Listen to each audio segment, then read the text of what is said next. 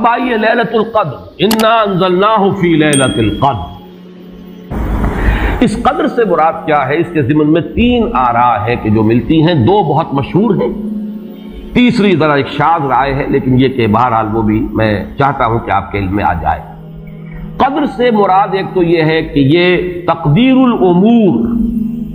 یہ گویا کہ تقدیر کی رات ہے۔ لیلۃ القدر یعنی وہ رات جس میں تقدیر الامور، تمام معاملات جو ہیں ان کا معاملہ طے کر دیا جاتا ہے۔ تو ایک رائے تو میں نے عرض کی کہ قدر سے مراد تقدیر، کہ یہ رات جو ہے تقدیر الامور کی رات ہے،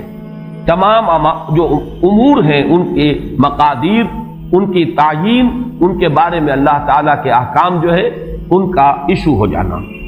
ایک رائے یہ ہے کہ یہ قدر سے مراد ہے قدر و منزلت، اونچا رتبہ، علو شان، منزلہ اور شرف۔ اب اس کی تائید ہوتی ہے، معلوم ایسا ہوتا ہے کہ یہ دونوں باتیں تو بیک وقت جو ہے مراد ہیں، اسی لیے میں نے کہا یہ دونوں اقوال بہت مشہور بھی ہیں، اور میرے نزدیک یہ دونوں ہی اس میں یہ ذو معنیین لفظ کے طور پر یہاں استعمال ہوا، یہ دونوں ہی مراد ہیں۔ یہ رات خود اپنی جگہ پر بھی بجائے خود، جسے ہم کہتے ہیں بجائے خود بھی بہت قدر و منزلت کی رات ہے، اور اس شب میں 1 سال کے معاملات جو ہیں وہ فرشتوں کے حوالے کر دیے جاتے ہیں۔ اس اعتبار سے اس کو کہا گیا لیلہ مبارکہ، انا انزلناہ فی لیلۃ مبارکہ، یہ خود مبارک ہے، اس کے اندر برکتیں ہیں، اس کے اندر عظمت ہے، اس کی اپنی شان بلند ہے، علو مرتبت کی حامل ہے یہ رات۔ یہ دو مفہوم جو ہے جب تو میں نے جیسا کہ عرض کیا یہ تو بہت کثرت کے ساتھ ہیں اور یہی زیادہ مشہور بھی ہیں۔ ایک تیسرا مفہوم جو شاذ ہے جو لیا گیا قدر سے، کہ قدر کا ایک مفہوم ہے تنگی کا بھی، جیسے کہ سورۃ الفجر میں ہم پڑھ چکے ہیں، فَأَمَّا الْإِنسَانُ إِذَا مَا ابْتَلَاهُ رَبُّهُ فَأَكْرَمَهُ وَنَعَّمَهُ فَيَقُولُ رَبِّي أَكْرَمَنِ وَأَمَّا إِذَا مَا ابْتَلَاهُ فَقَدَرَ عَلَيْهِ رِزْقَهُ فَيَقُولُ رَبِّي أَهَانَنِ۔ انسان کا معاملہ عجیب ہے کہ جب اس کا رب اس کا امتحان لیتا ہے، اسے آزماتا ہے، نعمتیں دے کر، عزت دے کر، تو کہتا میرے رب نے مجھے عزت دے دی، اور جب اس کا رب اس کو آزماتا ہے اس پر رزق کو تنگ کر کے، تو وہ کہتا میرے رب نے مجھے ذلیل کر دیا۔ تو یہاں پر جو تنگی کا مفہوم ہے قدر میں، تو ایک مفہوم یہ لیا گیا ہے کہ یہ لیلۃ القدر لیلۃ الضیق ہے، اور یہ اس لیے کہ اس زمین پر اتنی کثرت سے، اتنی کثیر تعداد میں فرشتے نازل ہوتے ہیں کہ تنگی پیدا ہو جاتی ہے۔ اب اس کے بعد سوال پیدا ہوتا ہے کہ یہ رات جو ہے مخفی کیوں رکھی گئی؟ تعین کے ساتھ کچھ معلوم نہیں، یہ رات کون سی رات ہے؟ کون سی رات ہے اس کا جواب تو میں بعد میں دوں گا کہ اس میں جو آراء ہیں مختلف، لیکن یہ کہ اس کو کیوں مخفی رکھا گیا، اس پر کچھ پیاری باتیں ہیں جو مفسرین نے کہی ہیں۔ پہلی بات تو یہ کہ جتنی عظیم چیزیں ہیں ان سب کو مخفی رکھا گیا ہے۔ قیامت کب آئے گی؟ مخفی ہے، آئے گی یہ یقینی ہے، کب آئے گی؟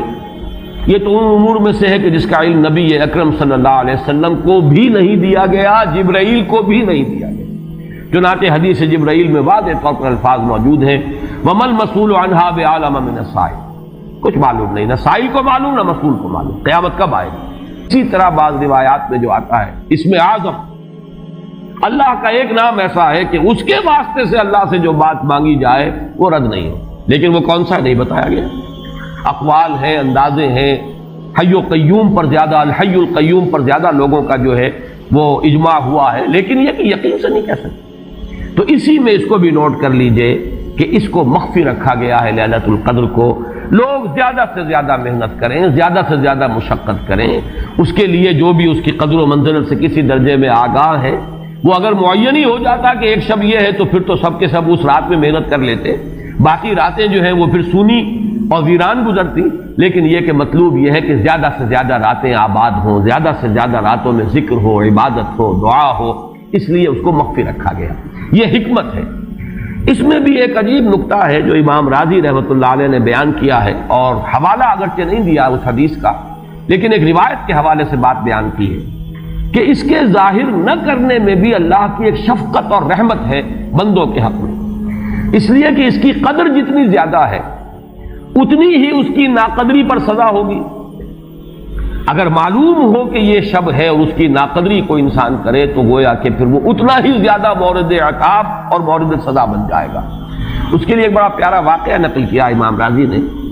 کہ حضور صلی اللہ علیہ وسلم حضرت علی رضی اللہ تعالی عنہ ایک روز مسجد میں داخل ہوئے، ساتھ ہی آئے ہیں، دیکھا کہ ایک شخص سو رہا ہے، نماز کا وقت ہو چکا تھا۔ حضور نے حضرت علی سے فرمایا کہ اسے جگا دو، اسے ہوش میں لے آؤ تاکہ یہ وضو کرے، نماز کے لیے تیاری کرے۔ حضرت علی نے امتثال امر کیا، جا کر جگا دیا۔ لیکن پھر ایک سوال کیا حضرت علی نے کہ حضور آپ تو خود نیکی کے کاموں میں بہت سبقت فرمانے والے ہیں، سباق بالخیر یہ لفظ آئے، سبقت کرنے والے بہت کثرت کے ساتھ، تو آپ نے یہ جو ہے یہ کام خود کیوں نہیں فرمایا اور مجھے کیوں اس کے لیے آپ نے حکم دیا؟ آپ خود بھی اسے جگا سکتے تھے۔ آپ نے فرمایا کہ تم اس کی حکمت کو سمجھ لو،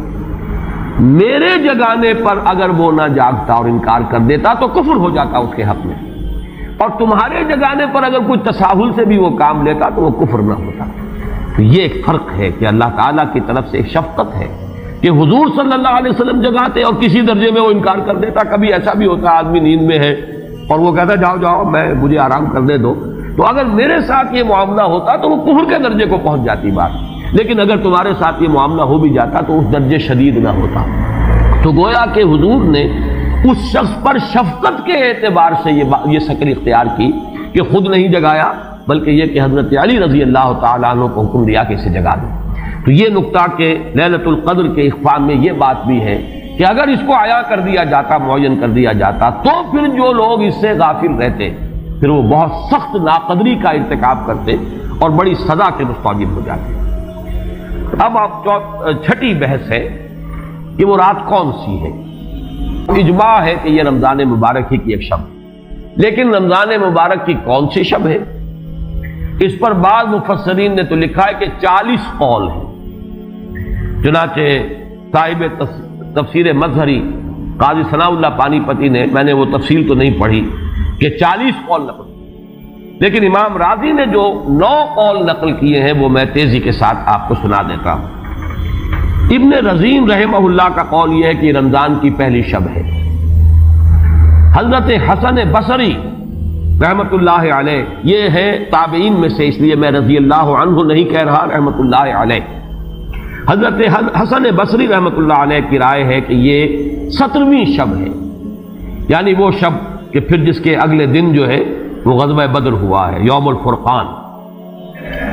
حضرت انس رضی اللہ تعالی عنہ مرفوعاً روایت کرتے ہیں کہ یہ 19ویں شب ہے۔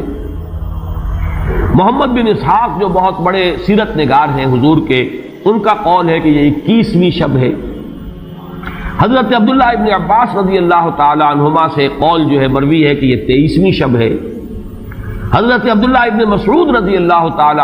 عنہ سے مروی ہے کہ یہ 24ویں شب ہے، اور اس کو میں ذرا اہمیت دیتا ہوں اس لیے کہ 24ویں شب جو ہے سورہ علق کی ابتدائی آیات کے نزول کے ضمن میں کچھ حساب کتاب کے جوڑنے سے 24ویں اور 25ویں شب کا بھی معاملہ جڑتا ہے، جو کہ میں نے آپ کو سورہ علق کے درس کے دوران بتایا تھا۔ اس کے بعد حضرت ابو ذر غفاری رضی اللہ تعالیٰ عنہ کا قول ہے کہ یہ 25ویں شب ہے۔ اس کے بعد حضرت ابی ابن کعب رضی اللہ تعالیٰ عنہ کا قول ہے، یہ وہ ہے جن کو کہ حضور نے خود فرمایا کہ اقرأہم ابی ابن کعب، قرآن مجید کے سب سے بڑے قاری حضرت ابی ابن کعب ہے رضی اللہ تعالیٰ عنہ، اور ان کے بھی سینے پر آپ نے تھپکی دی تھی کہ ایک سوال کیا آپ نے کہ سب سے عظیم سورت کون سی ہے، اور جب انہوں نے صحیح جواب دے دیا سورہ فاتحہ، تو پھر یہ کہ اس پر حضور نے تھپکی دی کہ تمہیں اللہ تعالیٰ نے بہت صحیح مناسبت عطا کی ہے علم کے ساتھ۔ ان کی اور صحابہ میں سے بہت سے لوگوں کی رائے، یہاں تک کہ یہ کہا جا سکتا ہے کہ بقیہ اقوال جو ہیں وہ شاذ کے درجے میں ہیں، اور یہ گویا کہ اگر اجماع نہ کہا جائے تو بہت حد تک اتفاق کے درجے میں ہے کہ یہ 27ویں شب ہے۔ اور اس 27ویں شب کے ضمن میں حضرت عبداللہ ابن عباس سے ایک روایت میں پہلے آپ کو بتا چکا ہوں کہ 23ویں شب، لیکن 27ویں شب کے ضمن میں جو مختلف روایات حضرت عبداللہ ابن عباس رضی اللہ تعالی عنہما سے مروی ہیں، ان میں بھی کچھ لطیف نکات ہیں، وہ میں بعد میں بیان کروں گا۔ اس کے بعد ایک شاذ قول اور بھی ہے کہ یہ 29ویں شب ہے۔ تو یہ گویا کہ 9 ہے اقوال، جن میں سے بعض جلیل القدر صحابہ کے ہیں، عبداللہ ابن مسعود، ابو ذر غفاری، ابن عباس، ابی ابن کعب، لیکن یہ ہے کہ سب سے زیادہ جو اتفاق اگر اجماع نہ کہا جائے تو 27ویں شب پر ہے۔ اللہ تعالی ہم سب کو یہ لیلہ قدر اور لیلہ مبارکہ جو ہے اس کی برکات سے اور اس کی قدر و منزلت سے اور اس کے خیرات و حسنات سے متمتع ہونے کی توفیق عطا فرمائے۔